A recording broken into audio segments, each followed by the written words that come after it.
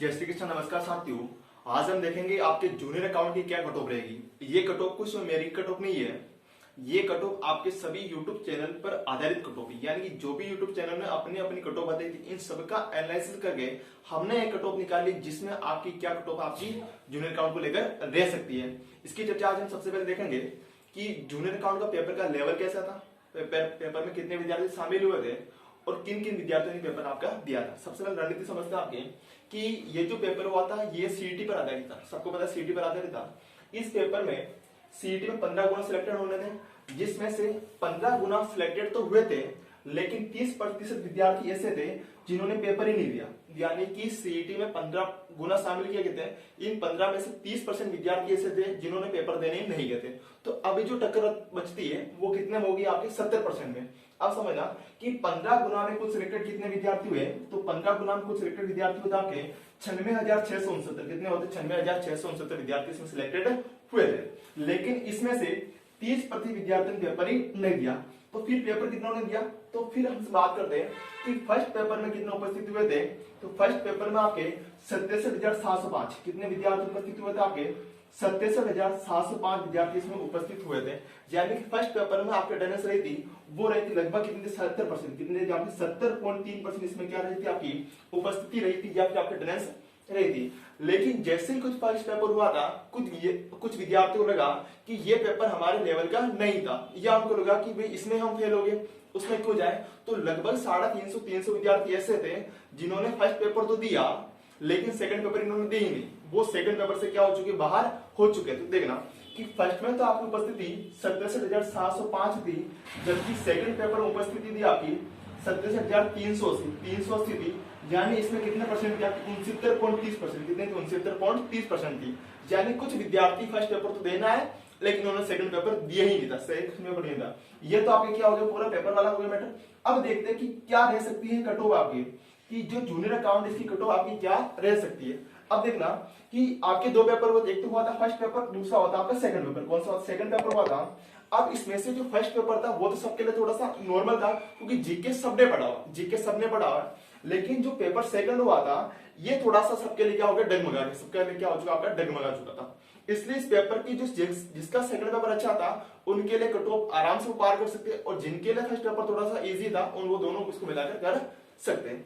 अब देखता हूं कि इसमें क्या रहेगा। मैंने दो दोस्तों से बात की थी मेरे, एक तो जो आपके अकाउंट्स बैकग्राउंड का था उसने मैं जब बात की तो उसने बताया था कि जो इसका जो सेकंड पेपर है वो उसका ठीक गया था, सेकंड पेपर ठीक गया था। लेकिन जो आर्ट्स बैकग्राउंड का विद्यार्थी था, दोस्त था, उसने बताया कि उसका फर्स्ट पेपर तो ठीक गया है लेकिन उसका सेकंड पेपर क्या नहीं गया, अच्छा नहीं गया। इसका मतलब क्या हो गया कि जो कॉमर्स बैकग्राउंड का विद्यार्थी है उसका कहीं ना कहीं पेपर सेकंड थोड़ा सा ठीक ठाक गया क्योंकि उसको पहले आता था। ये तो आपकी क्या होगी, रणनीति वाली बात होगी, कैसे क्या पेपर का लेवल क्या रहा था। तो कैसे थोड़ा सा पेपर सेकंड आपका थोड़ा सा हार्ड रहा था और पेपर फर्स्ट भी थोड़ा कहीं ना कहीं आपका हार्ड ही था। ये होगी आपको पेपर से रिलेटेड बात, कितने विद्यार्थी आप उपस्थित हुए थे।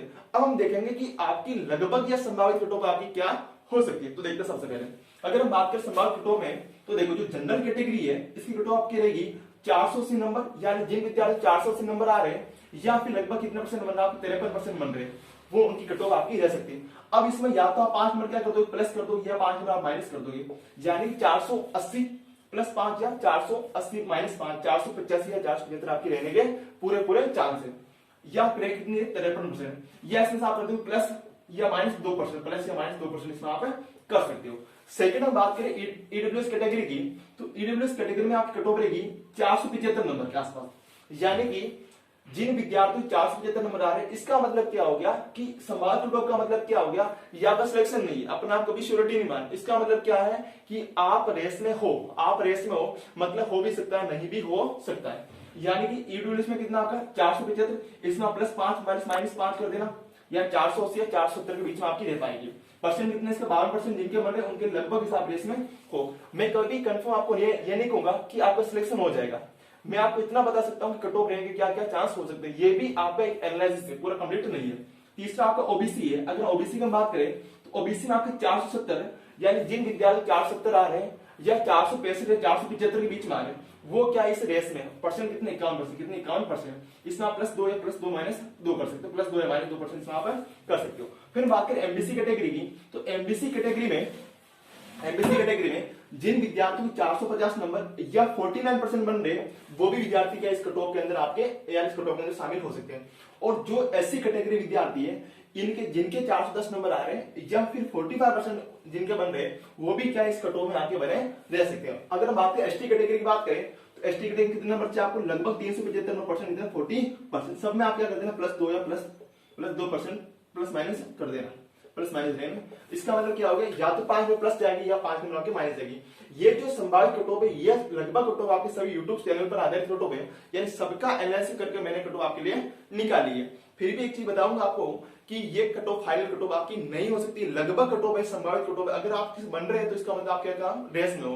और एक चीज बता दूंगा कि जब तक फाइनल सिलेक्शन नहीं हो जाए, जब तक डीजे नहीं बजाना है, कि जब तक फाइनल सिलेक्शन नहीं हो जाए, जब तक आपको डीजे नहीं बजाना है, और तब तक हमें घर में खुशियां नहीं लानी है। क्योंकि आपको पता है बहुत बार क्या होता है कि हमारा नंबर प्रोविजनल में तो आ जाता है, लेकिन फाइनल सूची में हमारा नंबर नहीं आ पाता है। तो कहीं ना पहले सोच सेलेक्ट हो जाएगा, लेकिन एंड में आपका नहीं होता है। तो आपको धैर्य बना कर रखना, और जिनके भी नंबर इस कैटेगरी के अंदर आ रहे हैं, तो उनको थोड़ा धैर्य बना कर रखना। जब तक हम फाइनल सूची में आपका नाम नहीं आ जाए, तब तक हमें घर में खुशियां ना तो मनानी और ना ही हमें डीजे बजाना। एक बार नाम आने के बाद आप डीजे बजा सकते हो, जहां इतना कर सकते हो। चलो, ये हमारी आज कट ऑफ के बारे में चर्चा की थी। अगर आपको वीडियो पसंद आए तो चैनल को सब्सक्राइब, लाइक और शेयर जरूर। आज के लिए थैंक यू सो मच।